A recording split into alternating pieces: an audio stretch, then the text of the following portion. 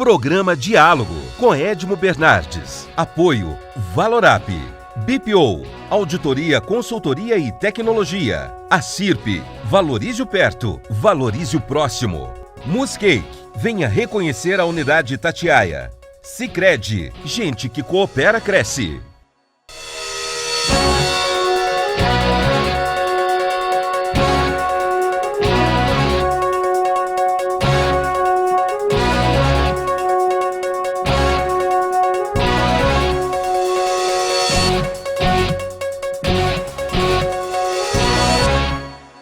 Olá, estamos iniciando mais um diálogo e recebendo gentilmente a figura do gerente de medicamentos da Anvisa, Gustavo Mendes. Obrigado, Gustavo, por falar conosco, para atualizar as coisas de Covid. Obrigado.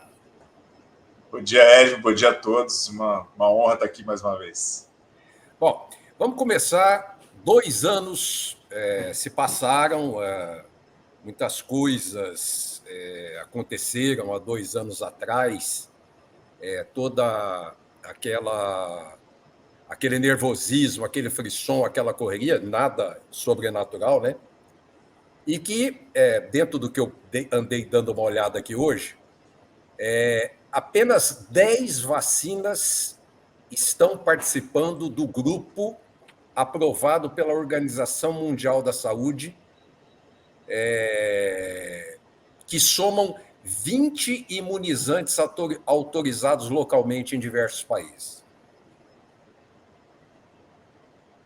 Exato. É esse o número. Nós temos uma realidade que é bastante dinâmica nesse cenário de vacinas, né? Nós temos algumas vacinas que estão finalizando os seus estudos clínicos, novas propostas que têm surgido cada vez mais considerando a perspectiva de variantes. Então, é um número que está bem dinâmico, mas é importante esclarecer que isso é uma construção, né? Desenvolver novas vacinas é um serviço científico que leva um tempo até se atingir resultados que sejam promissores. Então, eu considero um cenário bem positivo. Assim. O que são 170, na verdade, em estudos, vacinas em 69 países e 194 em desenvolvimento pré-clínico. Isso é uma informação da OMS, tá? Isso nos deixa um pouco mais animados, sei lá, não sei. Sim, porque reflete primeiro um aspecto importantíssimo, que é o investimento em conhecimento científico que tem acontecido desde que a pandemia se iniciou. Se é que é possível dizer que teve algum legado positivo que essa pandemia pode trazer, foi o desenvolvimento científico que ocorreu no cenário das vacinas. Mas é importante ficar claro que a doença é uma doença dinâmica que vai demandar esse olhar de desenvolvimento cada vez mais de novas tecnologias, né? A gente está falando de variantes, o vírus muta e as vacinas precisam constantemente se atualizar. Então, ter um cenário em que temos diferentes tecnologias em teste é muito positivo, porque a gente tem a perspectiva, então, de achar cada vez mais vacinas mais eficazes, com maior percentual de efetividade. Então, isso tudo é muito positivo. A pergunta, né, sobre chegar-se a uma fórmula de vacina definitivamente para acabar com a pandemia, é um pouco difícil falar nisso agora, né? Já que ainda existe, como o Ômicron está causando esse estrago, pode acontecer uma nova cepa, né? Exato. E se a gente pega, por exemplo, uma doença viral que tem algumas semelhanças, que é o caso da influenza, né, da gripe, a gente vê que qual é a estratégia mais adequada? É atualizar constantemente as vacinas, considerando as cepas circulantes, para poder garantir reforço constante, né, nas pessoas que são suscetíveis.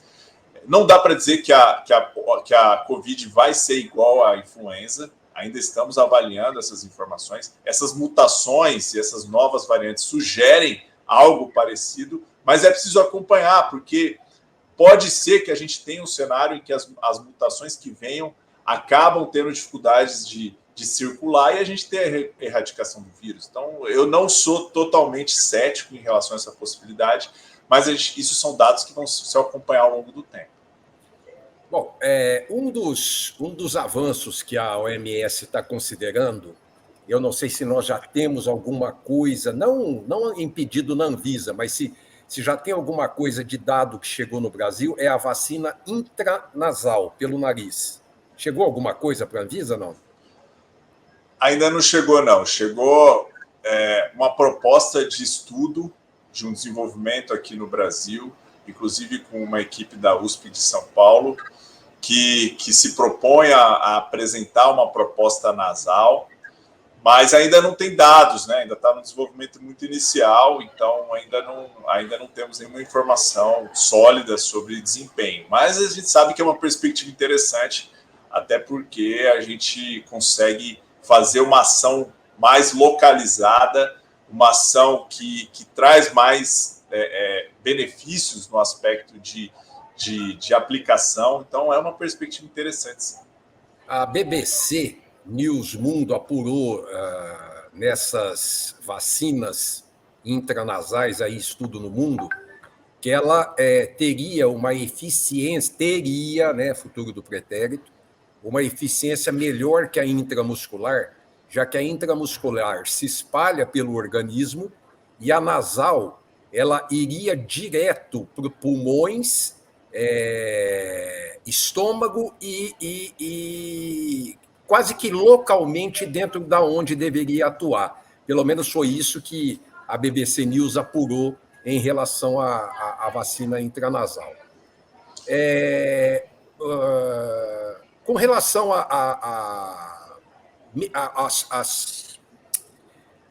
essa vacina que foi aprovada, tanto a Coronavac quanto a Pfizer, de 5, 6 anos até 15 anos de idade, há uma segurança bem grande, claro, senão a Anvisa não teria aprovado, e que não se viu até hoje casos fatais, vamos dizer assim, no mundo, que possa ter prejudicado essa aprovação em qualquer país. Exatamente. Nós estamos acompanhando todas as informações de segurança que são publicadas. Lembrando que quando acontece a aprovação de uma vacina, já foi feita uma série de avaliações com base nos dados dos estudos clínicos, ou seja, crianças foram testadas e se fez um acompanhamento sobre o perfil de reações adversas, e a gente sabe que o perfil é positivo e tem mostrado uma resposta bastante satisfatória. Então, não temos nenhum relato de evidências graves na utilização dessas vacinas aqui no Brasil, e a experiência lá de fora coaduna com essa afirmação. Então, por isso que a gente mantém, e claro, continuamos com as ações de acompanhamento do que a gente chama de farmacovigilância, ou seja, todas as reações precisam ser reportadas para nós e a gente faz uma avaliação cuidadosa sobre o que a gente chama de relação de causalidade, né? Porque não basta acontecer um evento grave após a vacinação e a gente não fazer uma investigação minuciosa para saber se existia alguma característica nessa criança que levou a essa resposta e se dá para dizer que ela é causada pela vacina, né? Então, a gente sabe que, em princípio, não existe, são casos raríssimos que são reportados, mas a gente faz esse acompanhamento para ter certeza e garantir essa segurança. Bom, há 2 anúncios promissores no combate à Ômicron. Um vem da Pfizer, que está desenvolvendo, ainda não tive notícia ainda dela estar pronta nos Estados Unidos, no combate à Ômicron, e a Coronavac, que foi anunciada também, né, mas ainda não está disponível no combate à Ômicron. São as 2 previsões que a gente tem aí para março, talvez, essas vacinas? Esse movimento de atualizar as vacinas é algo que a gente tem discutido bastante, tanto aqui no Brasil quanto com as outras agências reguladoras, né? A experiência de Israel, que aplicou uma 4ª dose, foi o primeiro país que decidiu aplicar uma 4ª dose, mostrou que quando a gente fala em desempenho de variantes, talvez a estratégia mais interessante seja mudar e atualizar as vacinas, considerando a nova perspectiva das mutações do vírus, do que aplicar doses da vacina que já foi aplicada. Então, por isso que tanto a Pfizer quanto a Coronavac, mas existe um movimento dos desenvolvedores de vacina no sentido de atualizar e considerar a tecnologia e as mutações do vírus para que se possa disponibilizar novas doses. Então, a gente tem acompanhado isso. Eu não sei dizer se março a gente já vai ter, mas a gente está aqui, como agência reguladora, acompanhando todas essas informações para que, assim que tiver novidades, a gente poder fazer as avaliações. Tem gente mais ambiciosa, né? Falando em uma pan-coronavírus, uma vacina que possa... porque o coronavírus ele é também encontrado no SARS, que é a síndrome respiratória aguda grave, e MERS, que é a síndrome respiratória do Oriente Médio. Bom, eles já estão falando numa pan-coronavírus, ou seja, desenvolver uma vacina para família coronavírus, né? Enquanto tiver mutação, não é muito... bom, se bem que a ciência tem que pensar grande, né? A ciência não pode pensar pequeno. Mas é bem auspicioso pensar numa vacina que possa, talvez como a gripe, né? Todo ano tem uma cepa nova e tem que lá atualizar a vacina, o ovinho lá do Butantan, e quem sabe a gente não possa ter também para todas essas síndromes respiratórias, que pulmão é uma coisa muito séria, né, Gustavo? Exatamente. E as síndromes respiratórias, a gente vê, se a gente acompanhar a história, a gente vê que são periódicas as situações em que a gente tem surtos, epidemias, e nesse caso agora foi uma pandemia. Então faz sentido sim pensar em estratégias de neutralização dessa família de vírus, porque a gente chama de família de vírus justamente porque eles têm características em comum, e faz sentido pensar em alvos de neutralização que possam neutralizar toda a família. Então, é claro que isso é um desenvolvimento que tem que ser planejado, pensado e ter respostas positivas, porque senão não vale a pena, mas faz todo sentido científico e acredito que possa ser uma perspectiva interessante. Vejo também algumas estratégias de combinar, né, Covid com influenza, já que influenza já é uma vacina periódica, de repente já também fazer tecnologias que considerem também Covid como uma periodicidade, mas tudo isso depende de um desenvolvimento adequado e de resultados positivos. Bom, eu vou chamar o intervalo rapidinho, daqui a pouquinho estamos de volta. Até já!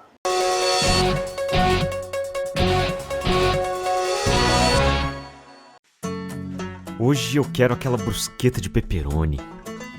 Eu não vejo a hora de provar o confit de pato. Ou será que peço o risoto de carne seca, hein?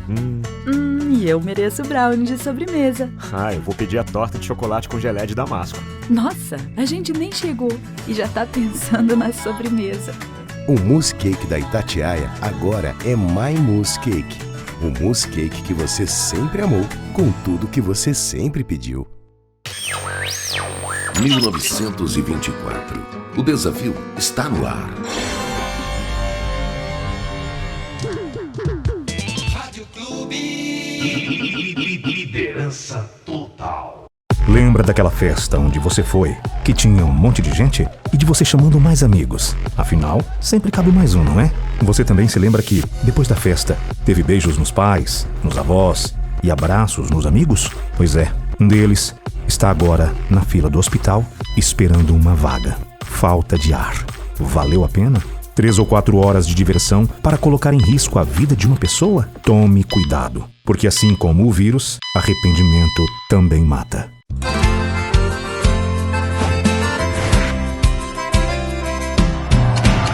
Eu vou poupar de montão e juntar o maior dinheirão. Promoção Poupança Premiada Sicredi. A sua economia pode virar um dinheirão. Eu vou poupar de montão e aproveitar a maior promoção. Posso até ganhar mais de 1 milhão. É Sicredi. Quanto mais poupar, mais chances de ganhar. Poupança.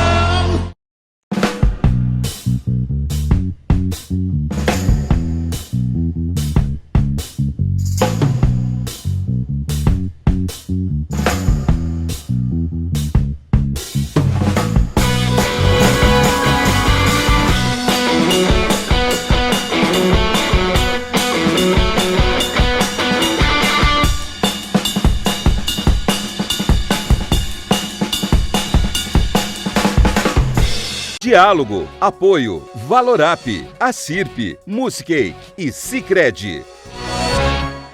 Estamos de volta com Gustavo Mendes, gerente de medicamentos da Anvisa. Gentilmente, eu sempre agradeço ao Gustavo, é muito gentil, muito simpático conosco. Não tenho nem palavras para te agradecer, Gustavo. Nós saímos aí do primeiro bloco falando da pan-coronavírus. Isso foi num discurso que o Dr. Anthony Fauci fez no Senado americano, ao mesmo tempo em que ele disse que o Instituto de Pesquisa do Exército está trabalhando em uma vacina chamada SPFN de navio, à base de nanopartículas de ferritina toleno, tá? Proteína que armazena e transporta ferro e que, aderida às células humanas, pode impedir a replicação do vírus. É mais uma visão também de uma coisa global contra o coronavírus. Já passou da primeira fase de teste de humanos, tá? Olha aí, importante, dados e informações importantes para a gente acompanhar e realmente, quando a gente já tem dados aí de uma primeira fase, isso se torna algo que pode chegar próximo a ter uma disponibilização em massa. Então, importantíssimo acompanhar isso e acho que faz todo sentido científico também pensar nessas estratégias. Ô, Gustavo, uma coisa que todo mundo coloca, porque recentemente a Anvisa aprovou a Coronavac para crianças e adolescentes, né? E até hoje a gente ouve falar que a Coronavac não presta, que a Coronavac não sei o quê, que a Coronavac não sei o quê. Então, eu gostaria que você desse uma mensagem para a população em relação ao seguinte: se a Anvisa aprovou, é porque ela apresentou todos os dados, subsídios e resultados para que ela pudesse ter o seu efeito valendo para a população brasileira. Eu acho esse recado muito importante.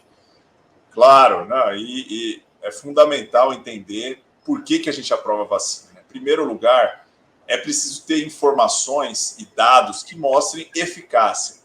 Para que a gente aprove, é preciso ter feito estudos que comparam quem tomou vacina com quem tomou placebo, ou seja, uma substância que não tem nada. E esse resultado de quem tomou vacina precisa ter, no mínimo, 50% de eficácia. Isso foi o consenso internacional das agências reguladoras e da ciência para considerar que uma vacina pode ser utilizada.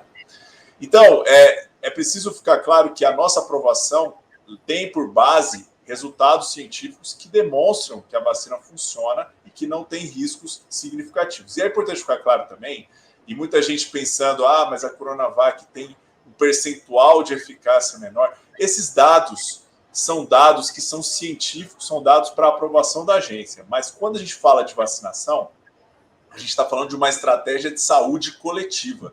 A gente se vacina como uma sociedade. É preciso ter um grande número de pessoas vacinadas para a gente observar um efeito na redução de casos graves, de mortalidade. Então, é para tomar a vacina que estiver disponível. Nós não estamos em uma situação em que é possível escolher uma tecnologia ou outra ou tomar decisões individuais nesse sentido. Então, por isso que quanto mais vacinas nós tivermos, melhor.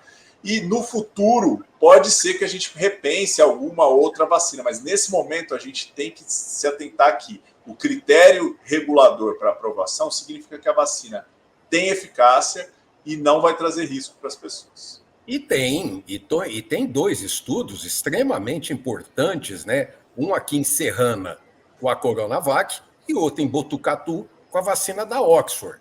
E ambos apresentaram resultados semelhantes, né, na imunização da população. Exatamente. Esses estudos que nós chamamos de estudos de efetividade, que aí já acontecem na população, uma população maior, né? A gente chama de vida real, né? Porque é quando a gente vacina as pessoas mesmo, sem ficar no dia a dia controlando, como acontece no estudo clínico das vacinas. Esses estudos são importantíssimos para reforçar essa ideia de que as vacinas funcionam.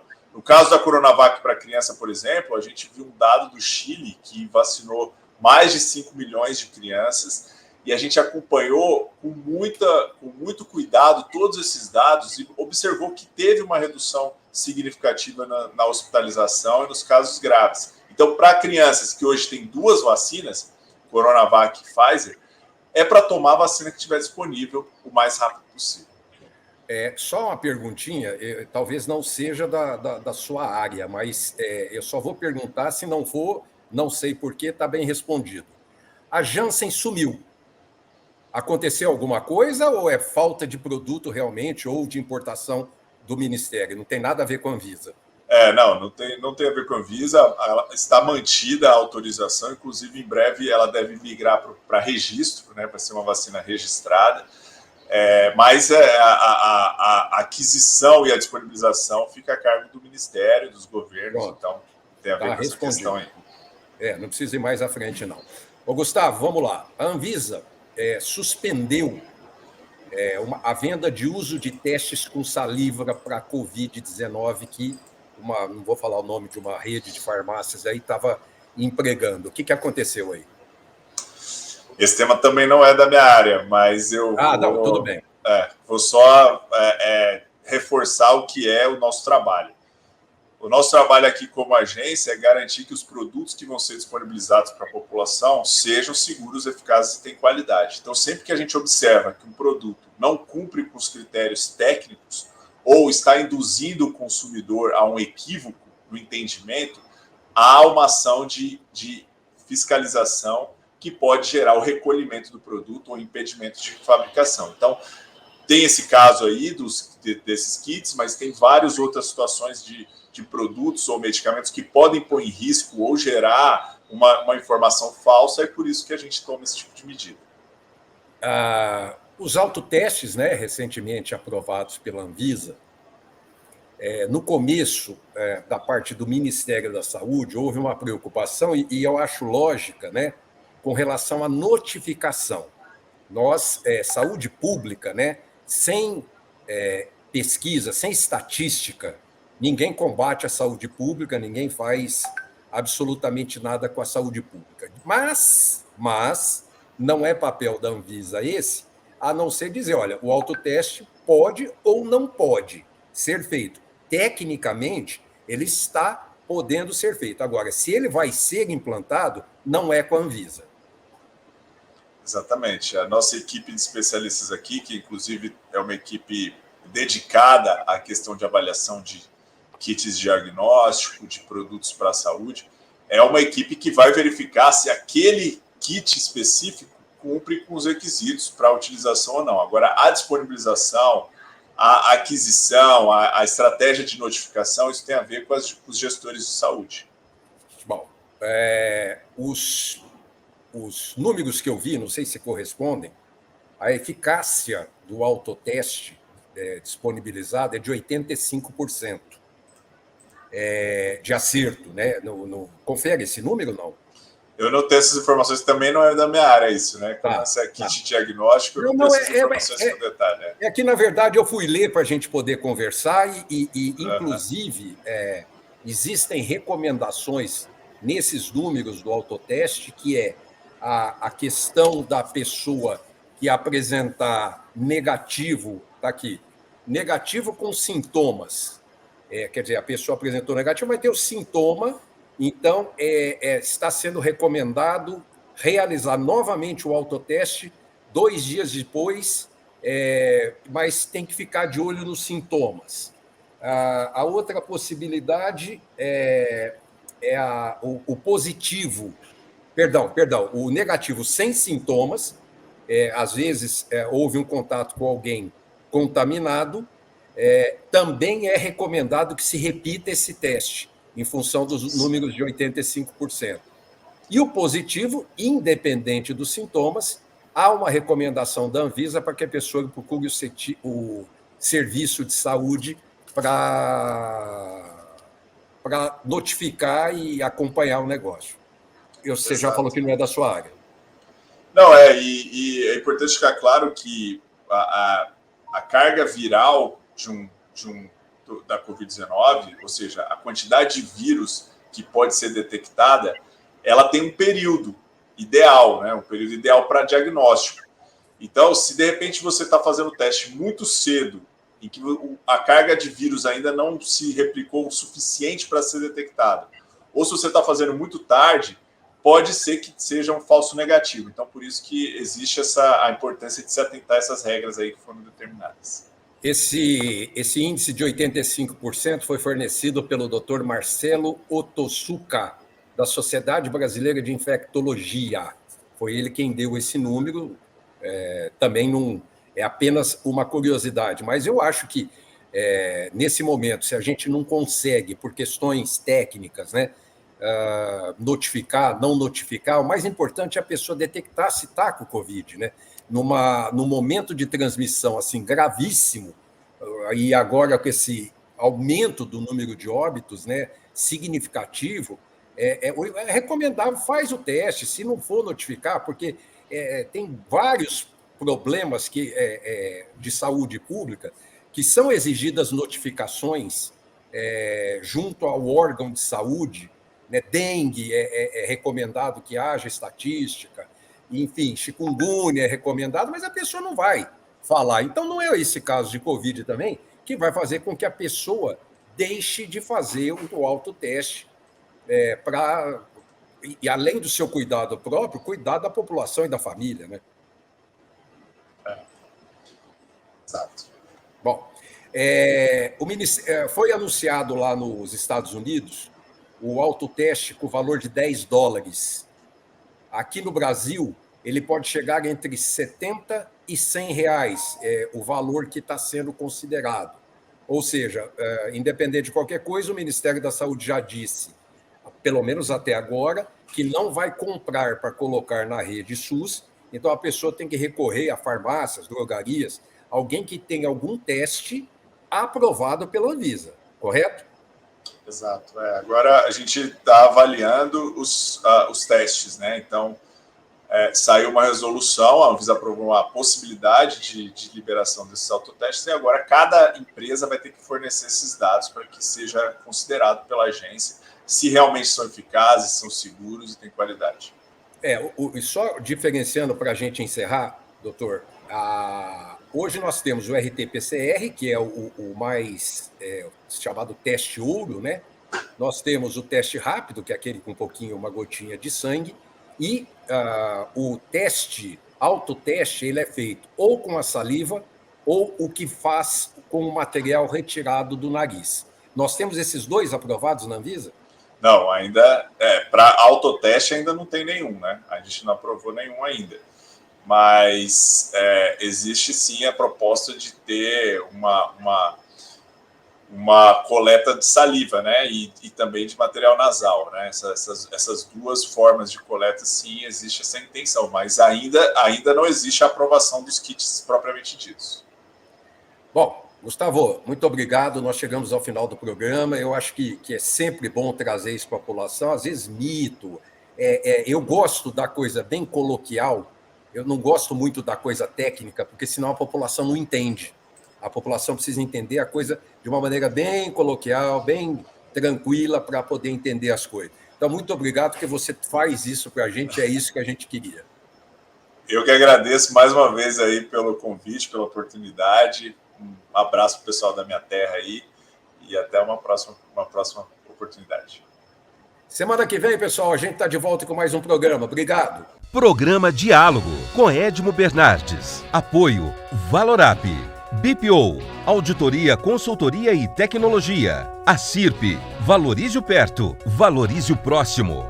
Muscake, venha reconhecer a unidade Itatiaia. Sicredi, gente que coopera cresce.